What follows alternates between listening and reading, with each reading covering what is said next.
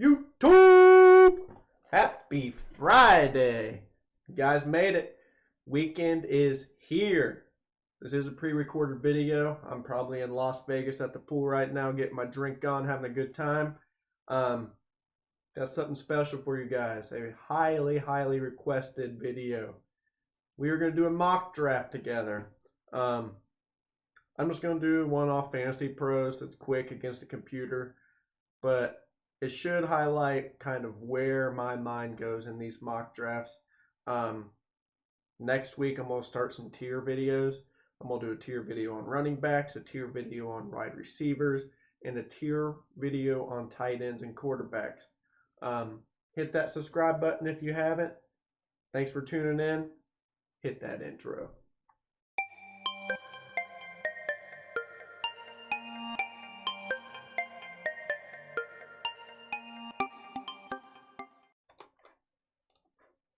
Welcome back to the Fantasy Football Perspective. I'm your host, Lucas. Like I said in the intro, we're going to do a mock draft together just against the computer to save some time.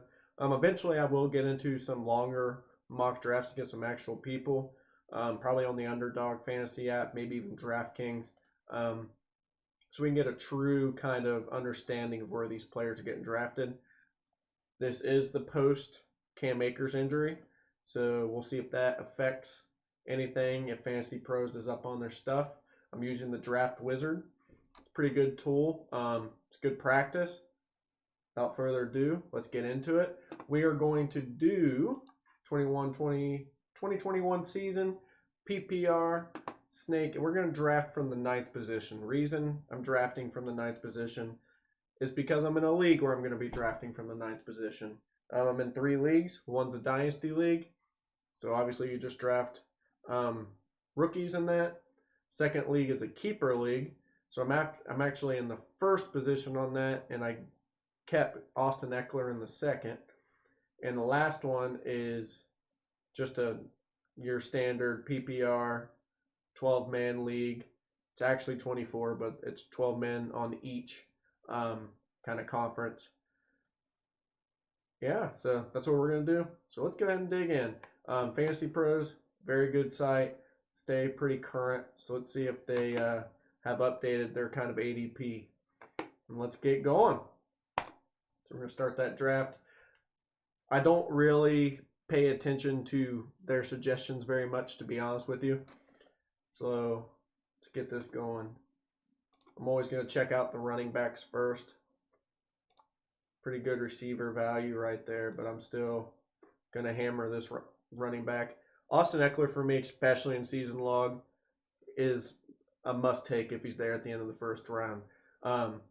The volume he got with Justin Herbert at QB was insane. I think he was on pace for like 116 targets with Justin Herbert. The offense is going to run through Herbert. Austin Ekeler is going to be a PPR machine. I mean, I could see him finishing within the top 3. So we're going to smash that. Perfect start. So let's get this going, see where this goes. So this is where my tier drop kind of starts. Remember in my first video, I said I'm always going to try to go running back if it's available, just because the drop off so much. There's some good receivers on that board. Seems tempting, but I still think we're smashing. I mean smashing Najee Harris. There's a world where you can see Najee Harris getting 150 carries to 190 carries with 30 to 50 receptions. The Steelers were so pass happy last year that you can just tell that they wanted to get back to their roots of running the ball to open up the pass. So I'm smashing Najee Harris. I love that start. Give me that Ekeler Najee Harris start, and then we'll get a little bit more interesting once we get up here. So a lot of people off the board. Let's bring up that draft board real quick and see what happened. Pretty standard. Christian, Dalvin, Derek, Alvin, Saquon. I mean, that's the top 5, depending on what order they go. It's usually Christian, then your choice of the next 4. Zeke and Jonathan Taylor sneaking up there. I don't know Jonathan Taylor's role with Mac coming back. If you guys haven't watched my previous video about Achilles injuries and running backs, especially involving Cam Akers, I don't think Mac's going to come back very strong just based on previous research. So Jonathan Taylor should still have his big workload. Stephon Diggs in the first round, reach. Then you Nick Chubb, Kelsey, Tyreek Hill. Then we get kind of a slew of receivers coming off the board. The big two tight ends, Waller and Kittle. Then Mahomes, some quarterbacks off the board. So my team's up. Let's look what we have to pick from. Swift. Previous video I talked about, I'm not high on Swift. I think purely based on his offense, the weapons around him, I think defenses are going to be able to cue in on him, and I think he's going to struggle. Montgomery sitting there staring at me in the face. Tariq Cohen's hurt. Ooh, Godwin's there too. This is usually a point where I'm trying to take my wide receiver one, and he's just staring at me in the face. I'm going to go ahead and grab it. I like Chris Godwin's situation. If you look at his statistics when he was fully healthy last year, he was a target machine. I love that. Maybe Montgomery's still there. Yep, that's exactly what I thought was going to happen. So I'm smashing that again. So we started off. We got 3 great running backs. I have Austin Eckler, Najee Harris, and David Montgomery. So we have depth at the most important position. It's a great start, guys. Let's see what the wide receivers available. So Kenny Golladay sliding to me in the 5th round. I don't know particularly how I feel about Kenny Golladay, but I still think he's good enough player to be in the wide receiver 2 category. Usually when receivers, especially high-end receivers, switch teams like that, they have kind of a down year, and then the year after is kind of where they pick up their previous production. All right, but DeAndre Hopkins was the outlier. He had a great year right there. But Hopkins in the end of the 5th round, sheesh, I think that's a smash. I think he has high upside. It's really going to stretch the field for the Giants, give them something that they really haven't had. Let's smash that. I'm really liking this start, guys. Then we have a bunch of receivers that are just okay to me. Juju could be the third-ranked receiver on his own team. Sutton coming off an ACL tear. He was killing it the previous time we seen him on the field. But now the 6 rounds, when you start seeing big drops in running backs and QBs, still have some good QBs on the board. And I kind of base my season-long QB strategy, if I'm going to take one, based on the receivers I got. So let's look at my roster. Golladay, Godwin. If I can get Tom Brady later on in the round, then I'm going to do that, stack him and Godwin. I should be set at the QB. I don't really have to reach on that. Mike Davis is a pretty popular player among the fantasy community right now at this position. I have 3 running backs already. Do I really need to reach on Mike Davis to get me a 4th? I don't think so, especially if Chase Edmonds is I think he'll be there at the end of the next round. So now I'm staring at DJ Chark in the face. I'm staring at him. Dallas Goedert could be a good pick too. I could see him putting up top 5 tight end numbers this year. But I think I'm going to go DJ Chark. I think that he's clear-cut the most talented, most experienced kind of is not most experienced because that's Marvin Jones. I'm trying to say he had the best season as a wide receiver on that roster, so you know he's able to achieve those numbers. I think 2 years ago he was a high-end wide receiver 2, low-end wide receiver 1.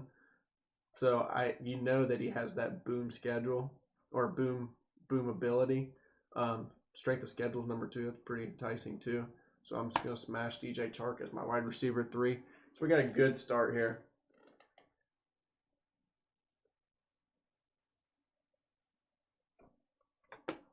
Now we got Jerry Jeudy, who I think's the true number 1 in Denver, staring at me in the face.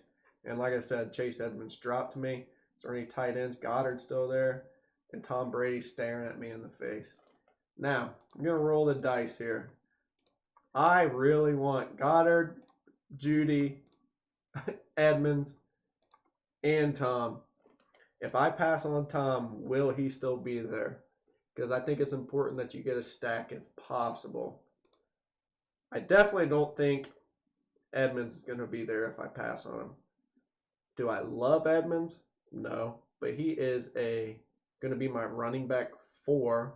Should see a decent workload even with Connor there. So I kind of want to lean that way. Judy's going to be great. Will Fuller's kind of enticing me now too, especially with all those rumors of Deshaun Watson potentially going to Miami. The Fuller-Watson connections, pretty good. Is it going to kill me to pass on Dallas Goedert and get stuck with Noah Fant, Logan Thomas, and Robert Tonyan? I don't think so. I'm going to roll the dice. I'm going to take Edmonds, and hopefully Brady drops to me. If not, it's all good. And he did not drop to me. Harsh. So now, Matthew Stafford there staring at me. Akers, no longer. Oh, my. So now we can seriously just wait on the QB.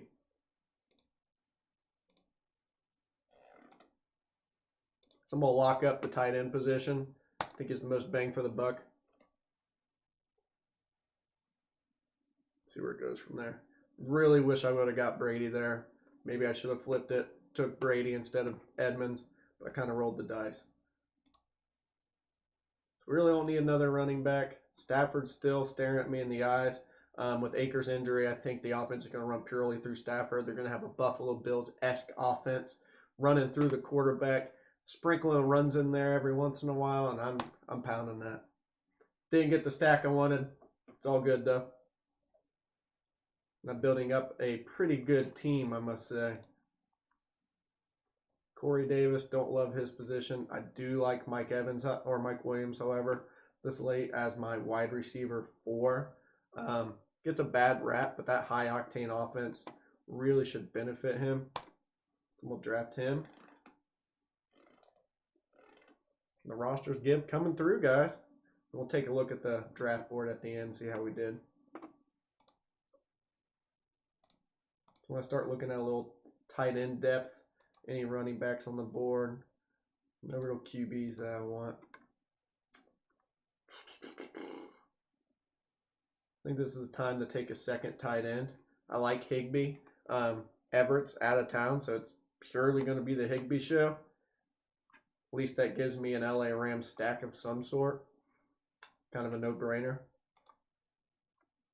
We're looking back here. I'd like to get another backup QB. I think I'm going to take my chances with Lawrence. The reason with that, if he pans out, I got that DJ Chark connection, so I'm stacking. So now I have a stack. I have the Matthew Stafford Higbee stack. Obviously not the most ideal stack of that team that I want. But now I also have the Lawrence DJ Chark stack, which could end up being very beneficial.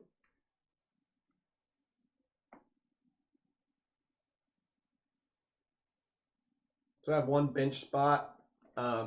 This is a defense and kicker league.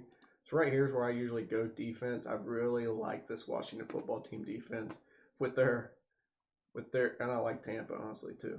So I am going to lean Washington football team just because of the sacks. It's going to open up a bunch for the DBs. It's all about trying to maximize turnovers. We'll hit that best kicker available. And that Justin Tucker. We have one more bench spot that we kind of could take a flyer on. See where we go. Someone that we think has boom potential, potentially. So let's look at this. Let's see who's left in the running back world. And we're really thin at this point. Did not mean to do that.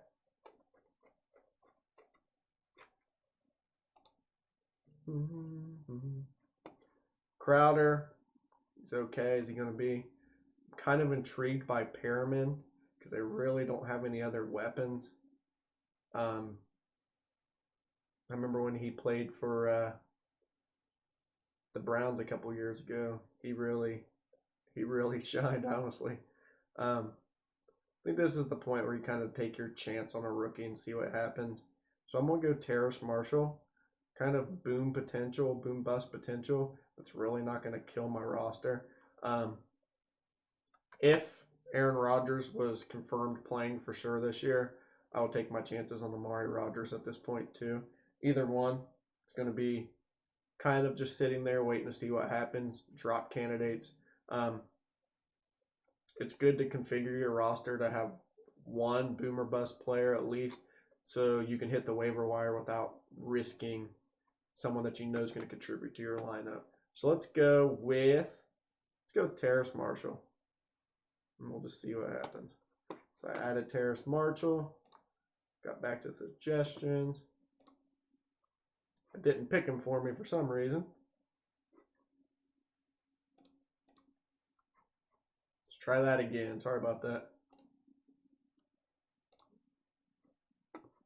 Drafted him. So again, I honestly don't care about their grade. Let's look at the overall roster construction. I have my 2 workhorse running backs, 3 potential workhorse running backs, depending on the other running back from Chicago's. I'm brain farting right now. Did the video on him. Tariq Cohen, excuse me. Those injury stats is like, I have 3 solid receivers that could give me wide receiver 2 to wide receiver 1 numbers. That's great. I have a good quarterback in a good position, and I have a good tight end in a good position. I would say my starting lineup is great. After that, I got good defense, good kicker, got some depth. Overall, I'm pretty pleased with that. Leave a comment. Tell me how you think I did. I think I did pretty well. If you have any questions about my decisions, or you're thinking that I made the wrong decision on one point, or you want me to explain a pick of why I went the way I went, I'll be more than happy to answer those questions. Hit that subscribe button, hit that like button. Enjoy your day. Peace.